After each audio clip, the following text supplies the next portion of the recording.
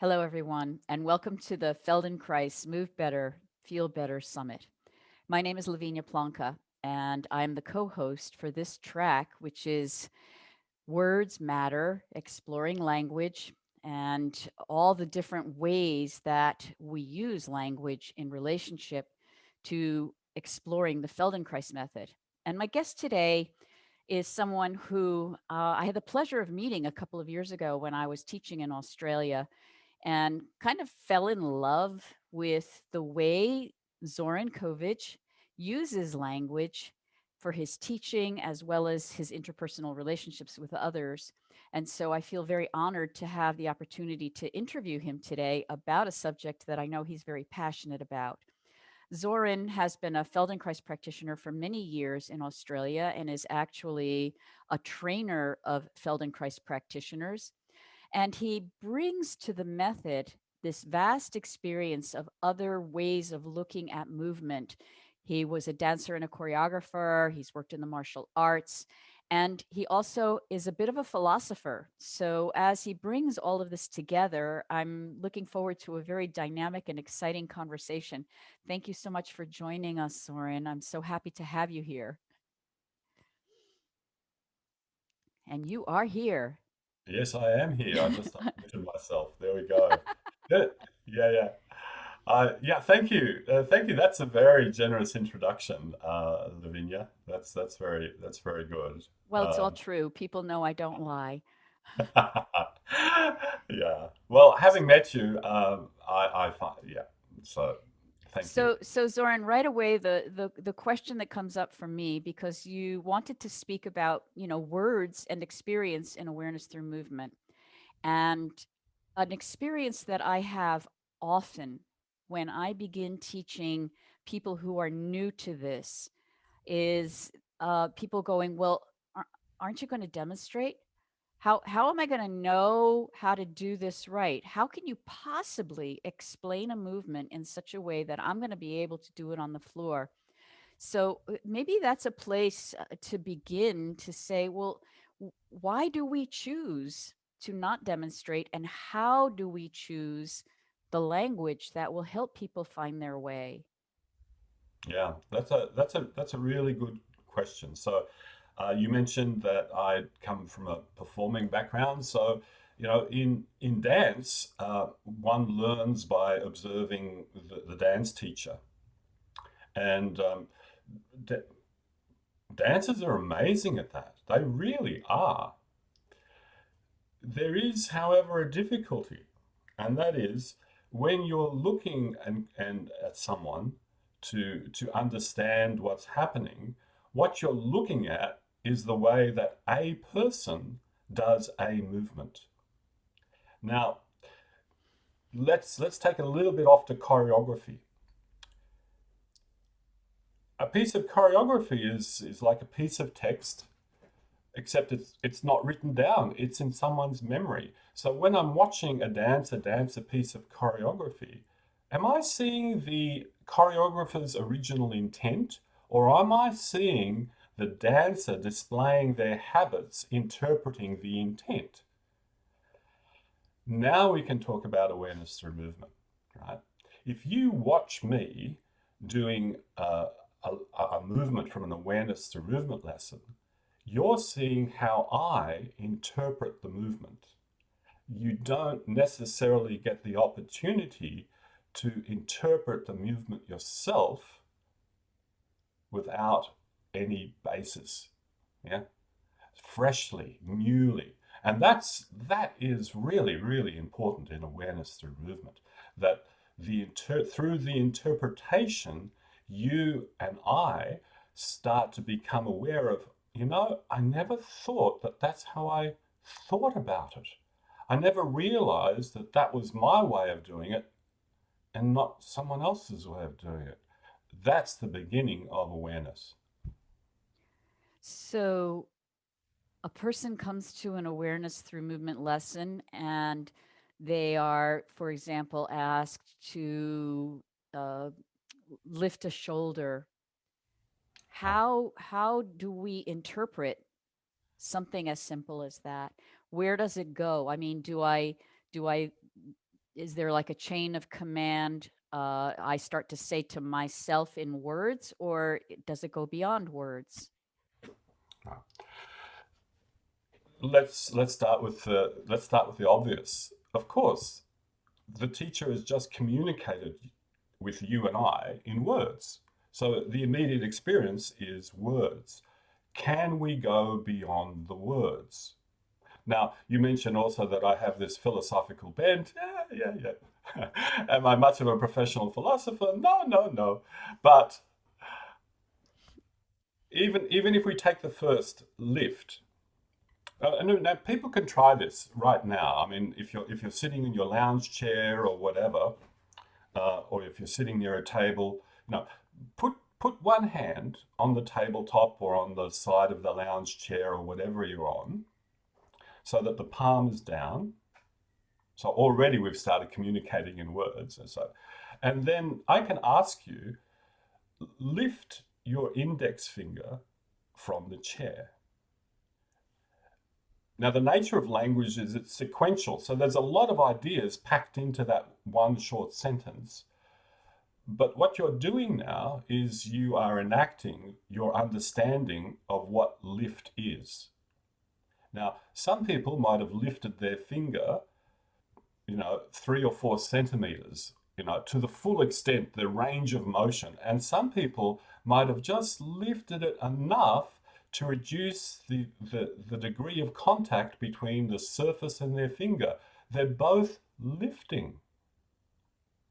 So I remember when I was still doing the Feldenkrais training, and how enthusiastic I was by being able to see how a person thinks by the way they do things. So it's like, oh, so for you, lifting is like, well, I got to lift it a mile in the air and then it's lifted. Where in other people, it's like, oh no, it's just enough. And so that's the first step. Then, well, should we get then into the second part of your question, which is like shoulder? What is a shoulder? I mean, a shoulder is a sound that we say that indicates or has a location in you somewhere, and someone's mapping of what a shoulder is might be quite different from another person's mapping, and so on and so on. And one of the things that I encountered when doing the cognitive science degree, when I was doing the anthropology of cognition, is how variable in different cultures the different words represent the body. And for those Feldenkrais practitioners that are watching this, um, Hebrew is one of those languages. So the word hand can mean hand, can mean hand and forearm, or can mean the whole arm. The same is the case in Japanese. So when you say hand, what the meaning is determined by the context. Now, whoa, okay. But in English, we start to divide things, a little bit more, and then in anatomy, we divide things even more. So depending on the experience, a person's history of experience that they bring to the lesson, that's going to influence their understanding of the utterance shoulder. Over time, my hope, and I say our hope as Feldenkrais teachers teaching awareness through movement, is that their understanding blossoms and they realize that shoulder is more than just a location in space, and it's more than just a piece of yourself. It is yourself. So, as you were talking, I also realized, well, you can't just say, if you're lying down, lift your shoulder, because some people will interpret lift as to lift toward the ceiling. Others will interpret it as lift towards my ear. And then, as you said, what is shoulder? So if it's just my idea of what's happening in the rotator cuff, I don't go anywhere, or I'm lifting my whole self. So how does a person begin to start to refine their understanding relating to themselves, as well as their orientation to the room, and feel good about the process? Because many times, and I'm sure you've had this experience as well, there are people who doubt their own Hmm. understanding of what took place and are constantly checking or constantly questioning because there's not a clarity between their understanding of the word and the movement that's been asked for. Can you talk about that a little bit? How do we help people to Yeah, begin to start to clarify an understanding of words in relationship to movement? yeah. So uh, the first thing is to genuinely invite them into an inquiry, a zone of inquiry. And if we're inquiring, there's going to be a whole bunch of experiences associated with that. Sometimes those experiences will further your understanding. Sometimes you realize those experiences lead to dead ends. But the most important thing is that this place, this zone of inquiry, is a safe place to inquire. And the purpose of the questions, or the ideas that are being presented by the awareness through movement teacher, is not to make a fool out of you, but actually to bring you back into the very essence, the very basis of what those words are grounded in. All language is grounded in bodily experience. And I have to say, animate, a moving bodily experience. This is one of the ideas I first encountered in the 1980s with the work of Lakoff and Johnson, and how language is so metaphorically structured that it all traces back to the body, and how we use our body, how we move our bodies, interact with other people, interact with objects, interact with the ground, move ourselves, the dynamics, the experiences. It's all based on that. And at that time when I read it, they didn't quite understand the mechanisms by which bodily experience went to, concepts. They just said, look, it's an imaginative process where one becomes extended to the other. So, as a person is lying on the floor, should they be lying on the floor doing a lesson? Now, we won't talk about that, but if a person is lying on the floor, what does lying mean? Okay, but we won't do that either.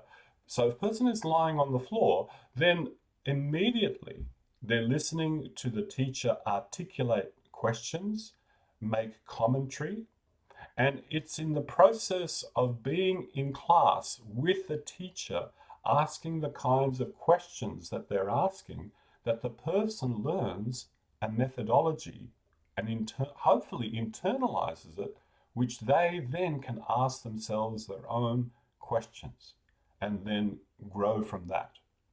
Now, uh, we learn the body. In other words, when we were born, I'm sure we can't remember, but we had our hand in front of our eyes, and we go, "Oh, I wonder." Well, who can say what we thought, right? I wonder what that is. Does one know that that's a hand? Probably not. But one learns it, and in the same process, through interacting and moving, we learn every part of ourselves. Well, that's the idea, right? We learn every part of ourselves. Well, actually, no, we don't. We don't learn every part of ourselves. If that was the case, we'd have a complete understanding of ourselves as animate, embodied beings, but we don't. And that's where the awareness through movement lesson comes in. Yeah. So, two things came up for me. One maybe doesn't deserve uh, much I'll time. say it anyway. Well, no, I was just thinking about how I was teaching a class of people who, many of whom had not been exposed to Feldenkrais recently. And then there was time for questions and answers. And this person said, "You ask so many questions. I don't have time to answer them all while I'm doing the movement." And it was just so interesting to see that we have an attitude in ourselves that we cannot be in question, we cannot explore question or just allow a question. I have to answer the Yeah. question.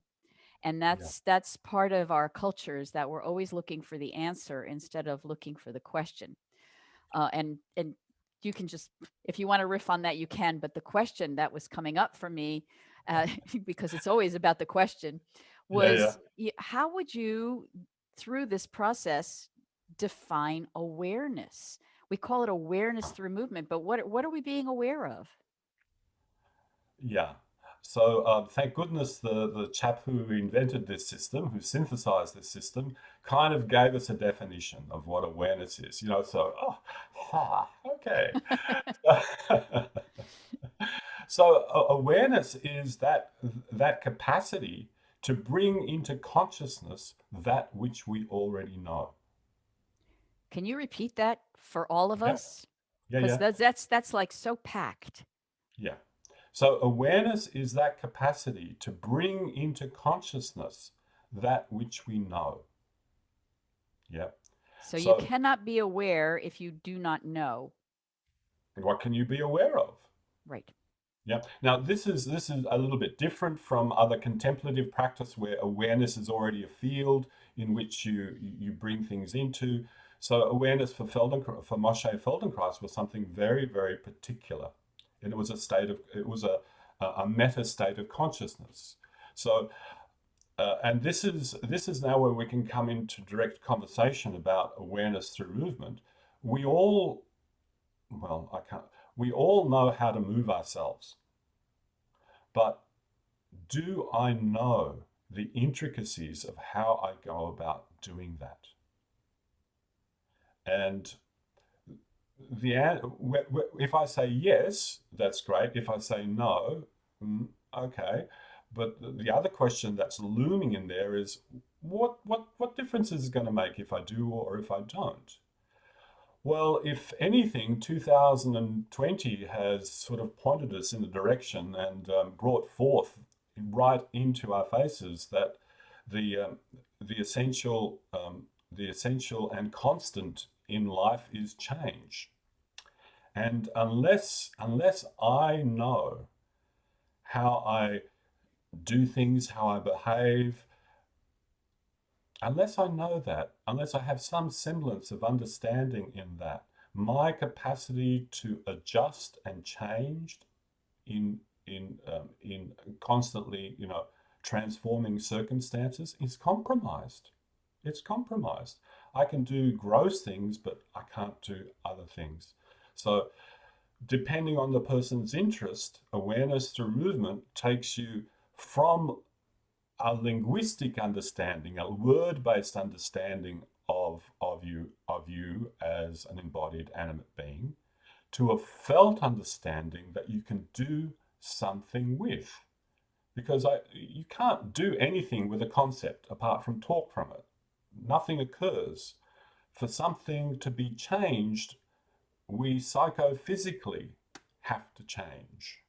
And to do that, I need to know that the various experiences that underlie those words and those concepts that I use. So that brings me to the question again about how the words come into my experience of myself. Right. So if you tell somebody, and as dancers, we were very good at, move your right leg to the right leg to the right, and the right leg would go to the right, or whatever the choreographer would say, and I would be interpreting those words, but do I actually have an experience of my right leg moving to the right? And so, and lots of times, it seems that people will move, but as you said, it could be interpreted, but there's not a relationship, a somatic relationship to the movement itself. There's a word. I'm rolling my head. I'm rolling my Mhm, head. mhm, mhm. But what is the experience of rolling the head? What is can I do it without having the words in my head? I guess that's where I'm trying to go. Yeah, I can And hear that. good. Well, maybe you can help me. I can hear that. So So, you know how earlier I said it's the invitation. So, the invitation has to contain what the person is being invited to do. So, the doing is an inquiry.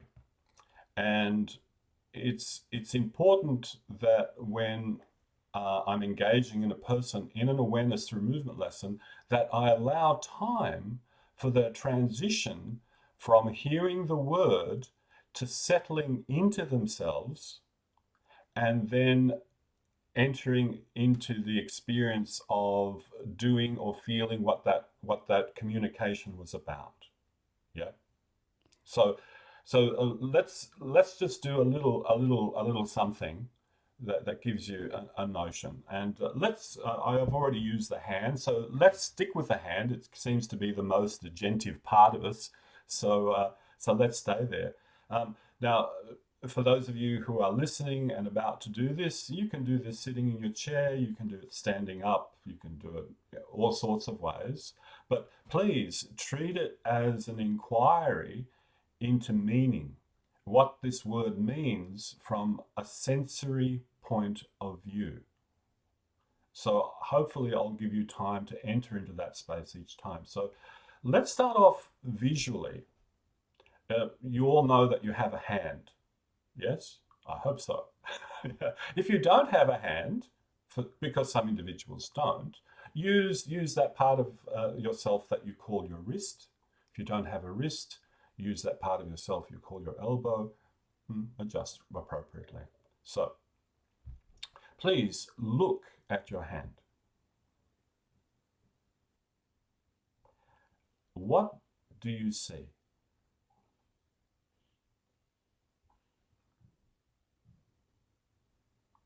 Now, of course, the simple answer is, well, I see my hand. Well, go beyond that. Keep looking at your hand, and what do you see?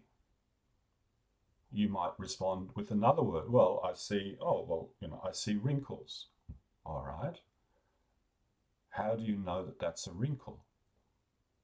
What is it that you see that informs you visually that it's a wrinkle? What is it that you see that informs you that it's skin? What is it that you see that informs you it's a finger? So from the visual sense, we start to have a certain understanding of the word hand.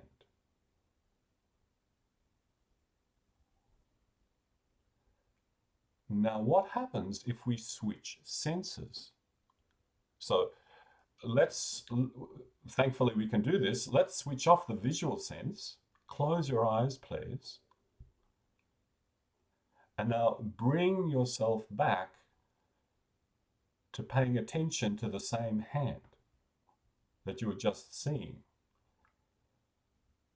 What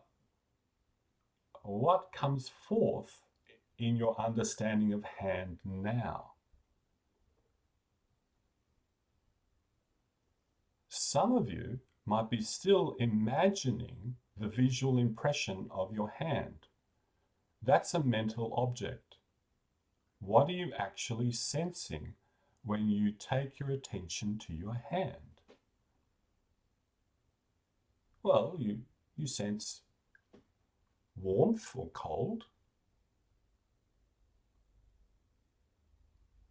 You sense tension or laxity. What else do you sense? If you bring your attention to the sensations that are present, actually there at this moment, what is it that you sense to be hand? And for some people, as they deepen their awareness into the sensation of hand, the hand transforms into this tapestry of sensations that are changing moment by moment, which means hand is not this static fixed word. Hand is a dynamic flow of continuously changing sensations.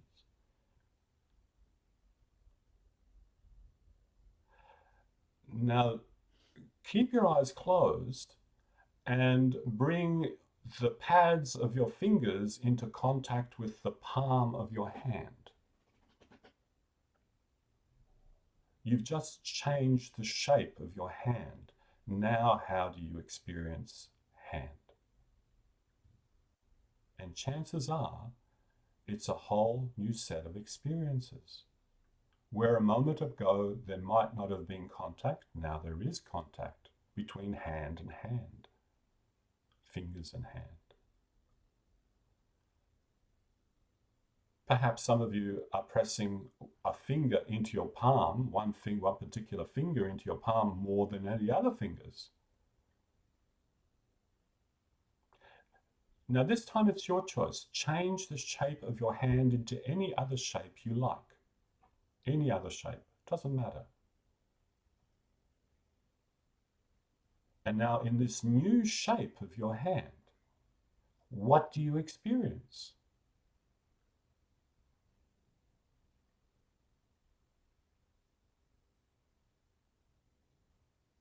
It's still a hand, and yet it's different.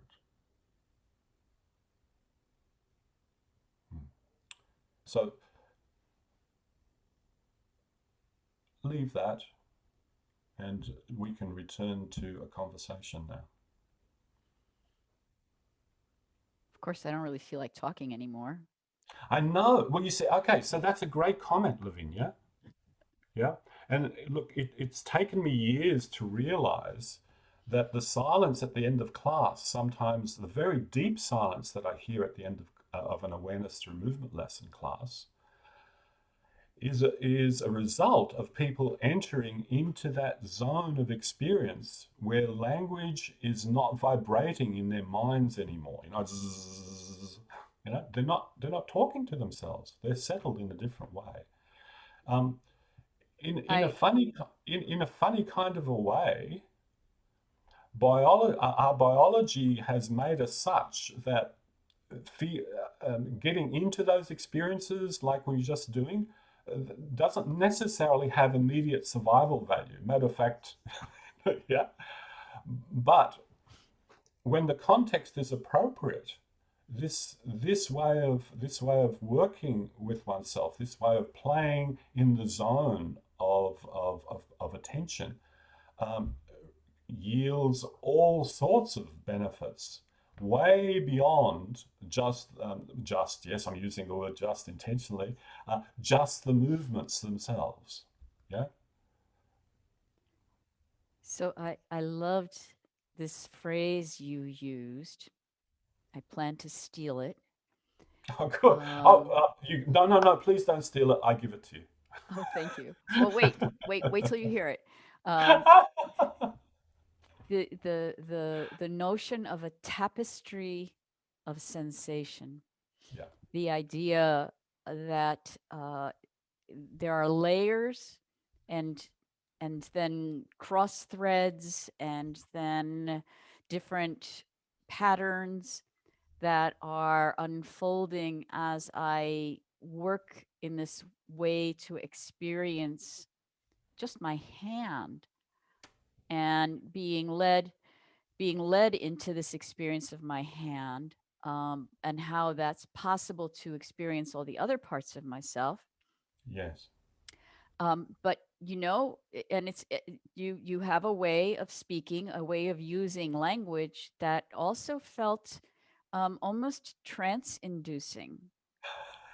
And I found myself asking myself, am I being is this a more whole sensation because I connect to my hand, I connect to the whole of myself, and therefore I am more feeling an embodiment that I don't normally feel, which takes language away?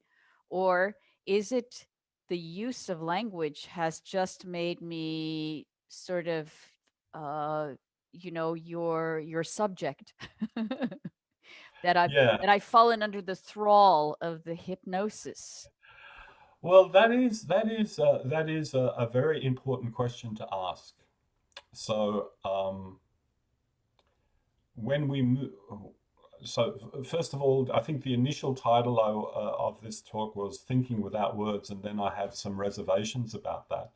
Because as soon as we are conceived, we are living in a culture of words. We hear the vibrations of words. So, as a human being, can I ever be outside the realm of words? Mm, maybe yes, maybe no. Some people tie the whole concept of the capacity to be aware to being a language speaking being. So that's not something I really wanted to deal with. That's more a philosophical kind of question. But what you're dealing with here is trust. Mm. The question you're asking is about trust. uh, trusting whether the teacher is enveloping you, encircling you with words that are leading you in a certain direction. Will I lose myself in that? Will I give myself over to that? Will I trust in that? Will I trust myself? Or must I keep on grasping at describing what I'm experiencing to myself in order to know that I've experienced it? And I would say there's a certain time to bring these experiences that we have in awareness through movement lesson into language. And I wish everybody was a poet, because that would be a really nice way to do that, to bring our experiences into poetry rather than, let's write an essay about this, shall we? No, yeah, but some people might do that. So there is this idea of trust, and trusting going into that place where I don't have to cling onto trying to describe back to myself what it is that I'm feeling. I can be swimming in the ocean of sensation and feeling the current, whatever that means. I was just going to say, swimming in the ocean of sensation, reminding us all that we are mostly water. And Ah, yes. and so how does this experience of having a more embodied hand affect my fluidity? But that's a whole other conversation. I can feel that. I can feel that. But this is a wonderful experience, but how I can't do this in my life. I mean, I would never get out of the driveway. That's what I mean. That's what I meant by my comment before. Biology is kind of mastered. It's like we're working with a computer at the moment, and the computer has, thank goodness, if when I remember the first time how computers used to look when we tried to interact with them, and all those streams of letters and gobbledygook. Thank goodness for a user interface. Mhm. So the same thing with words. Words are like a user interface. We can Mm. communicate and use them, but if we do, as long as we agree not to drill down too far to understand what the word means, we're fine. But as soon as we drill down a little bit below the surface, and you can hear I'm using a metaphor that that the experience lies deep, and our understanding of words lies deep into our experience. When we drill down, it's like, well, I actually don't know what that is. And this is one of the processes that I used to use a lot with dancers. For a period of like 19 years, I worked as a lecturer at university departments teaching dancers this kind of work. And in the first lesson, it'd be like, okay, so please stand in first position or parallel or whatever it is. And the next question would be, how do you know that you're standing? And then we got complaints, and that's not a fair question. Okay, so let me ask it differently.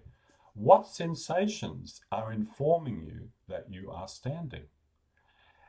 And the capacity to answer that question at the beginning of every course was very diminished. But at the end of the course, the capacity to answer that question robustly, reporting on what I experience when I'm standing, was very robust. Now, how does that become practical? That's your question. That's what I hear you asking. How does that become practical I'm in glad you everyday understand my language. life? The practicality is, let's do another. Can we do another process? Of course. Yeah, yeah, This yeah. is your So, time. so, I'm so it's happy to time. do that. Okay, so it's time. Well, I'm not going to demonstrate. Funny about that. But could you all please stand?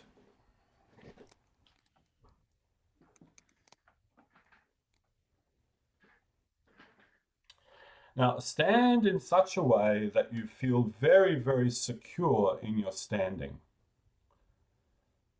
So pay attention to your feet on the floor.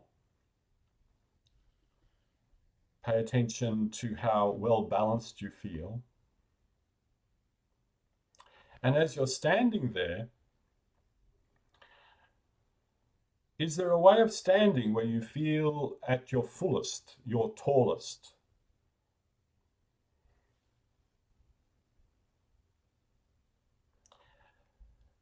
Now, we were talking about trust, so please, please trust in this experience and know that it's for the purpose of coming to understand something, not, not for any other purpose. So I'm going to utter a few words, and when you hear those words, please do them. Touch your toes.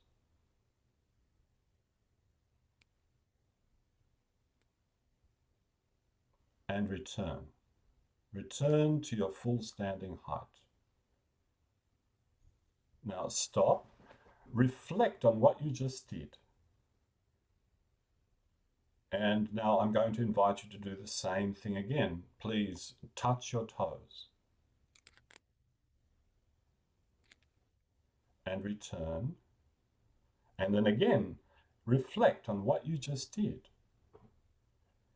And for a third time, here are the same set of words. Please touch your toes. And return. Now, let's reflect on that utterance, that sequence of words, touch your toes. And I did put a please in there, so, I was trying to be polite. Are there any words in there that say to you how to go about touching your toes? And the answer is no. Did you touch your toes in more or less the same way over all 3 repetitions? Now, Lavinia's going no, because Lavinia knows. And you see, that is the benefit. But I can tell you, so let's bring that to a close and we can discuss the practicality of this. So I think 10 years into my professional life as a Feldenkrais teacher, I got an invitation to teach 2 different groups. One was a corporate group that wanted to sort of access creativity, and the other one was a teachers group that wanted to experience the method. So a little bit 2 different groups. So in the corporate group, here were these businessmen.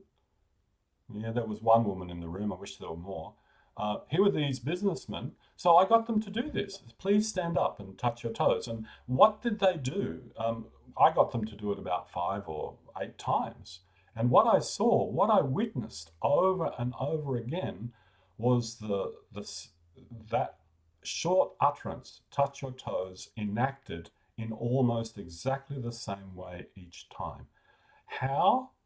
As if it were a stretching exercises. They kept their legs straight, they bent over and whatever, until I said exactly what I said to you. Is there anything in that phrase that tells you how to go about doing that? And some of them looked a little bit sheepishly embarrassed because they didn't really understand how to create an environment where they didn't feel like fools. And that's important. I've learned a little bit since then, thank goodness. And they looked embarrassed and they said, well, now that you know that, how can you touch your toes? And then creativity exploded in the room. The teachers, on the other hand, when they realized that, they said, we often entrap our students in that one understanding of something when we could be inviting them to understand from different perspectives. And the next question is, How do you, well, is there a simple way you can do that? Well, yeah, each student could say a little bit about how they understand it. I said, yes, of course. So in an awareness through movement class, we have one teacher, and those of you who are watching who are awareness through movement teachers, you know that you offer a little verbal instruction about a movement, and you get as many variations as there are people in the room, which which you'd think, oh, I must be saying something wrong, but actually, no, that's appropriate. What you're witnessing is people's understanding. So, if I encounter something that I can't do, let's catch it like this. If I encounter something I can't do, where does the limitation lie?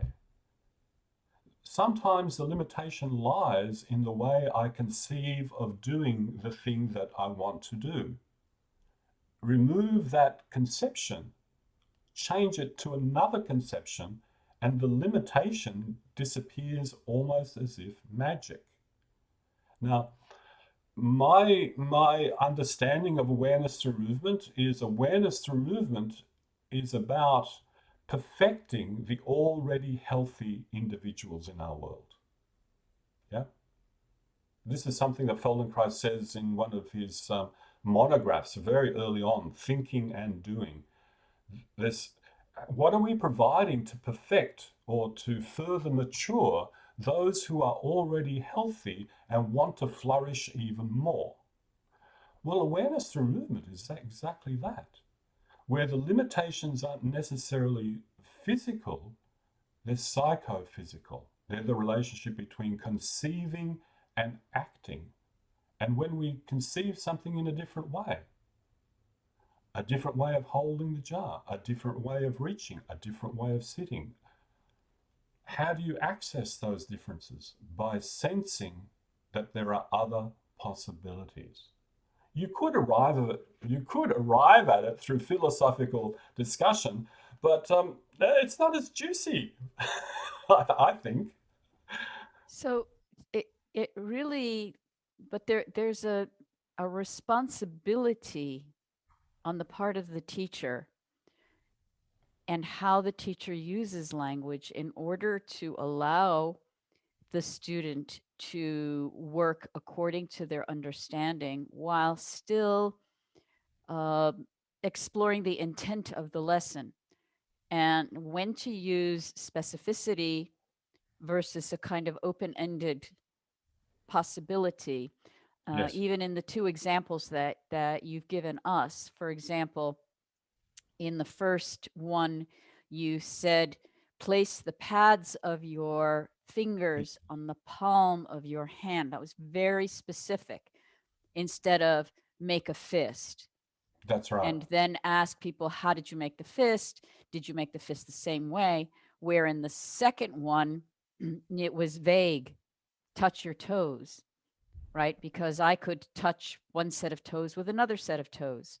I could Exactly. touch my toes with my foot. I could touch my toes with my hand. And so your intent in that was to open up questioning and exploration versus this one, the first one, where you were being very precise in order to help a sensation. So the teacher has a responsibility to not only have language, not just come in and wing it, but also to be watching, because as each student is doing their understanding, it's the teacher's responsibility then to look and say, well, how can I provide conditions through language that will further each person's exploration? Does that make Mm. sense? Yeah, that makes sense. So That's right. so how do we do that? How does a teacher begin to start to be able to know how much is enough, how much is too much talking, right? We hear about, oh yeah, he's a good teacher, but he talks too much, or she doesn't say enough. She just tells me to touch my toes, but she doesn't tell me. How do we find that sweet spot of interaction? Well, I think you've already pointed to that answer, and that is the close witnessing of the person or the persons doing the lesson, you know. And you've already asked the question, how much is too much? Well, then, if I utter a movement direction in a certain way, and I see that the person does a few things, and then there's like a kinetic silence for a long period of time. In other words, a disengagement. I know that I have a good inkling these days that something else needs to be said. So, so do I need to put up another signpost? So if we treat words like symbolic, signposts that point to something, and that we're inquiring about, I need to put up another signpost because they need that other signpost. Now, some lessons are very sparse in their signposts, like the one you were just mentioning, intentionally, because it's getting you to investigate this thing that I already know. I know about toe touching. Toe touching is this thing we do in exercise. Yeah, yeah, yeah. I know that. I know that. I can do that. And what I see is what you know, and what you know is your habit, and you're enacting your habit over and over again. So there are some lessons that want to really reveal to us our habits. Some habits are really deep, and they need that unpacking. So I could have said make a fist, but that has connotations. The word fist has a connotation in our language, which has a whole bunch of experiences associated with it as well. So rather than say fist, I indicate the actual what happens when you make a fist, and it doesn't invite that. So there is this kind of linguistic craftiness. Can I say craftiness? Play on words. Yeah, there's this kind of linguistic craftiness to teaching a lesson, because I know that words, while at the same time have this fixed defined meaning, also have a looseness about them that people can enter into and explore. So I'm playing a little bit with both. How do I know when? By actually witnessing people. What I witness varies from person to person. Um, so in the first little instance where we had lifting of the finger, um, you know already what I'm about to say. You say the word lift something from the floor, and it's like it's a rocket launch, you know? Boom! It's like, I think I need to say something a little bit more. Please lift that part of yourself away from the floor and take at least 6 breath cycles to reach your height. Yeah, let's slow down a little bit. Yeah, or whatever. So there is this constant monitoring and management that is linguistic, but this also points to something else, Lavinia, and that is, after doing awareness through movement for a long period of time and doing it really sincerely as a personal practice, when we look at another person, I know that technically we can't experience what another person experience is, but our capacity to resonate with them, to empathize, increases dramatically. So when I say I witness, that word witness is not a cold, sort of I'm studying you under the microscope kind of thing. I'm actually trying to resonate with you to get a sense of what's going on. And then I go back and I use words to try to assist, or try to do whatever needs to be done. Does that kind of get to it there? Yeah, I don't know why this keeps rolling in my head, but Uh-huh. we speak about being able to afford conditions for learning Yes. for every type of person, and different ways of using language, Um, there are people who insist that they are not auditory learners, that they cannot take those words in and make them into sensation and movement. They need a visual. They insist on it, even though, in my experience, many times it's that's some kind of a block that they've created, and they're still wanting to imitate, and they're still. But we do know that different people take information in different ways, and we use the language to create a kinesthetic learning. In other words, I'm hearing something and then I'm sensing it, the way you Yeah. very carefully led us through the palm experience.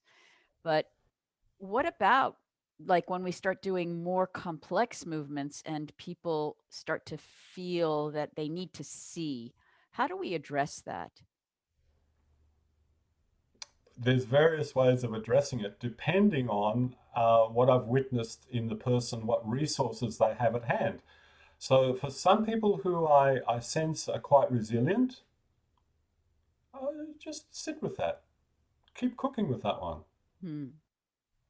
So there is this assumption in awareness through movement that everything's supposed to be cruisy. Well, no, because um, if I truly believe, and I do, that awareness through movement is about becoming skillful in the means of learning something I don't know, I'm going to be that transition from I know something to now I'm uncertain to now I'm, oh my God, I don't know what's going on, to I think I got it. Oh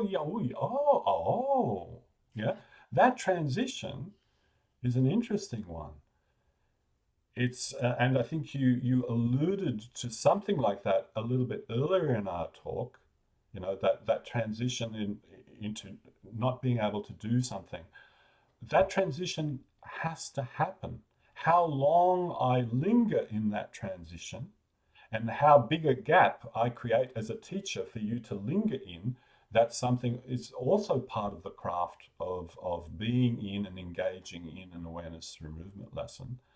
However, okay, let's take it on board, and let's say you have a group of people and there are some people that just don't seem to be resonating with the words, or they're lost, and they are really lost, whatever lost means. In other words, they're trying to navigate, they're sincerely trying to navigate their way through this, but then something's not working. So this is where I need to now make a call. If I see you, what's the word? If I see you floundering, right? It's an interesting word, hunting fishes. Where are they all? Anyway, if I see you floundering, how long should I leave you floundering? Now, there's a moment that if I leave you floundering too long, that's not good.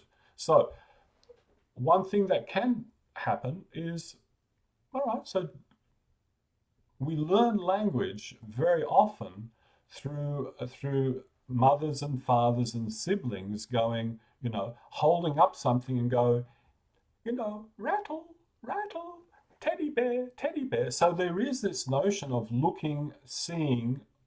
Yeah, there are other also complexities to that. So what's the solution? The solution is, please, please, everybody sit up. Now, let's watch some people doing this. Yeah, not me. Let's watch some people doing this. And the person now gets an opportunity to watch, Frank doing it, Mary doing it, Christine doing it, and they see the variety there, hopefully, and maybe as a teacher, I pick certain people who show variety, and I say, I'm picking these individuals because of the variety in which they're doing it. So there's no trying to understanding that I should be doing it that way. Mm. So suddenly a person witnesses not only the form of the movement, but they also get to witness that the same set of words elicits totally different coordinations of motion in these individuals. And that's okay. How's it okay? Because I'm not criticizing anybody. Look, this is how Frank's doing it. This is how Mary's doing it. This is how Christine's doing it. It's all good. Can you do it in each of those three different ways? That's the next question. Can you do it like Frank? Can you do it like Mary? Can you do it like Christine? And if you can, that's one of the directions in which we're heading, behavioral flexibility. Because behavioral flexibility enables you and I to adjust to the moment at hand in a way that best fits the moment and then move on. But without behavioral flexibility, there's gritty. It's gritty. It doesn't fit quite the scenario. I'm left trying to do something in the old way when something new is required and it ain't working. So that's where it takes us. So this brings me back to the question of trust, because I have to have a trust in myself as I'm observing. The student has to have a trust in the process that floundering is okay, that being lost is okay. Yeah. They have to feel okay with that and not angry, frustrated. I mean, it's fine to, sometimes you do get angry. I can't do this role, but then be okay with that experience because I'm in a safe environment. But the teacher has to have enough awareness to know how long to let something go on, Yeah. how to respect individual people's learning, and then again to find the non-critical language. You brought up this idea, we don't criticize, we don't correct.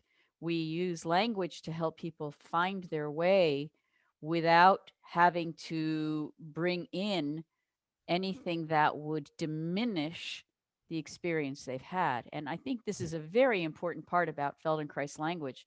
And again, people who come and are new to it, wanting to, am I doing it wrong? And to find out that there's really the only thing wrong would be if you're hurting yourself. Yeah. So I think that's really important, and something that I think other disciplines are beginning to look at in terms of how they educate people. Because when I have this idea that there is a right and I have failed, I've already impacted my self-image, which is probably the subject of another summit interview at some point. Yeah, self-image is a set of words that is requires a lot of unpacking, Right, And I right. mean, yeah, it's an important point of view. It's probably the most essential thing that we're doing in an awareness through movement lesson. Now, if we're going to talk about unpacking something in terms of sensations, um, who am I? You know, what is this self? Now, for Moshe Feldenkrais, who invented awareness through movement as a means of perfecting, the healthy, this is an important question. Who is the self? Self. What is self? Well, self is this, if we keep on drilling down, like the metaphor before, drilling down, the self is this flux of sensations. And for those in the audience who, have a contemplative practice, if you sit with sensations long enough, the self kind of evaporates.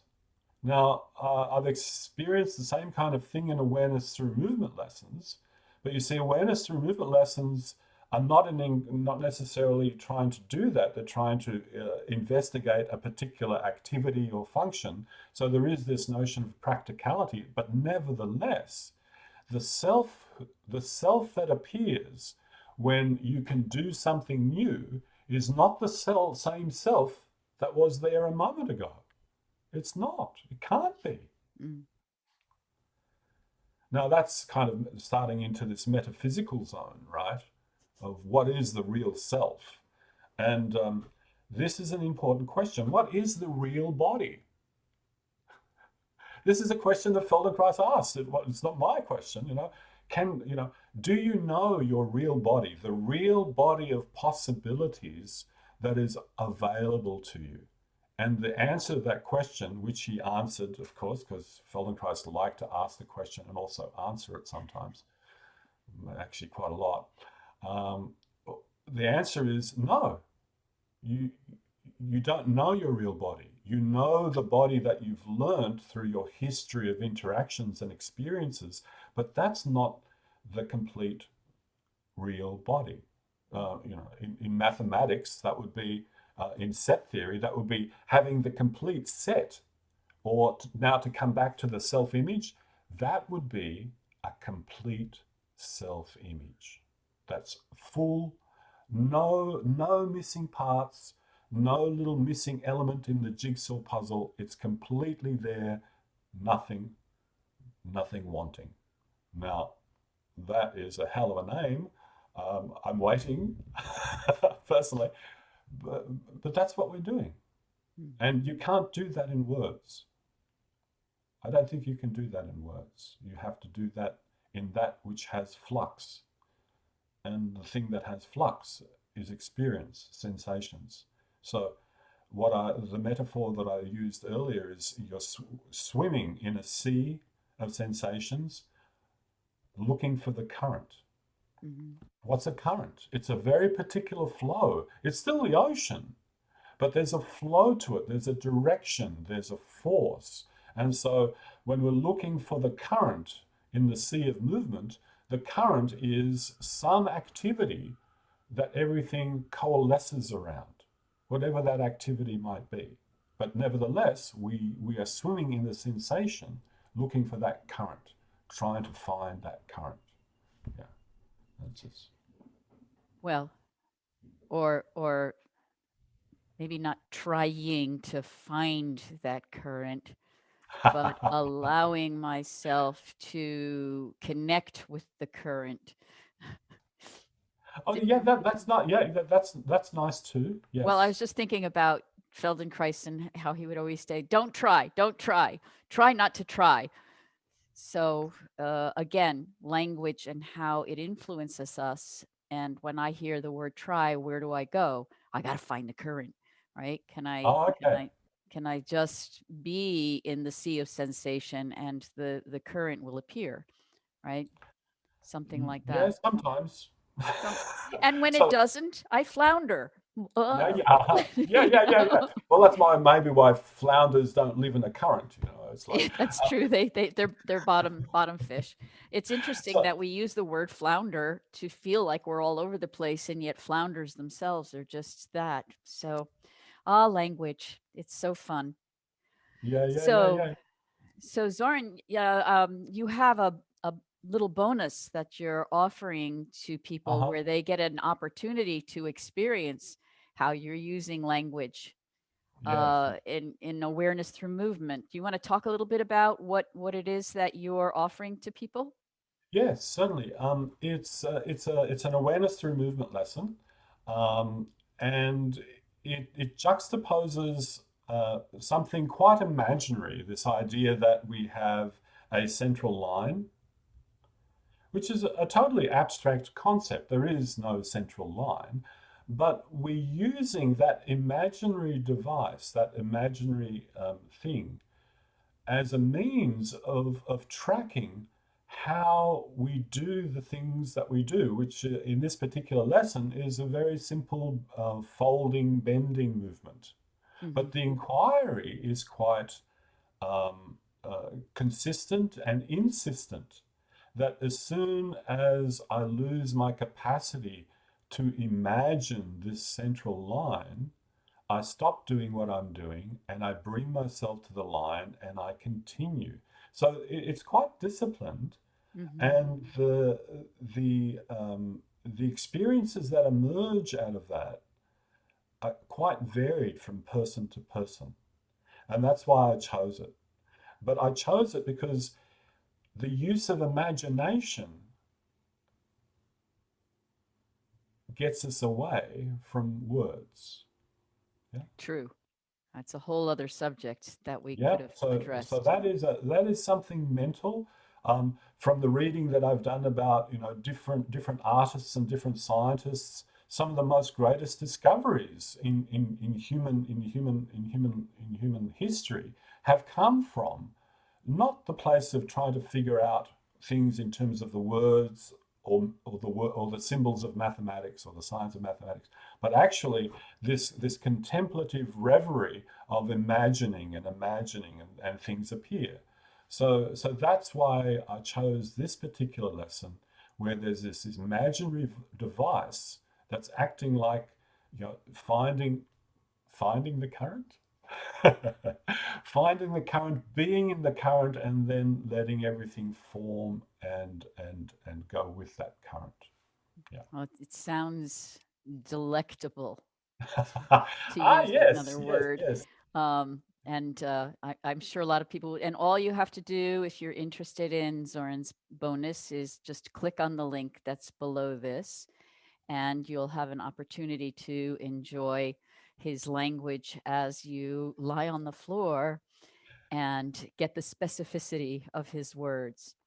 So, Zoran, it's been a great pleasure having this wonderful hour with you. And I don't know, do you have anything that you would like to say in conclusion about the subject or how we can go deeper?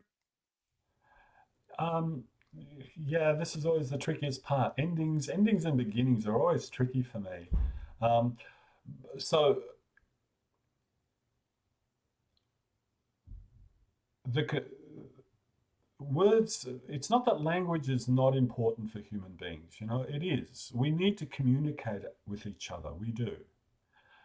But to take the word as the experience itself is a mistake.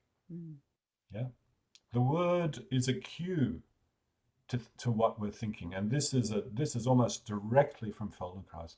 Words are a cue to what we're thinking. They're what appear after the thought has been done. Mhm. So the same thing with movement. The movement appears after it's been conceived. Mhm.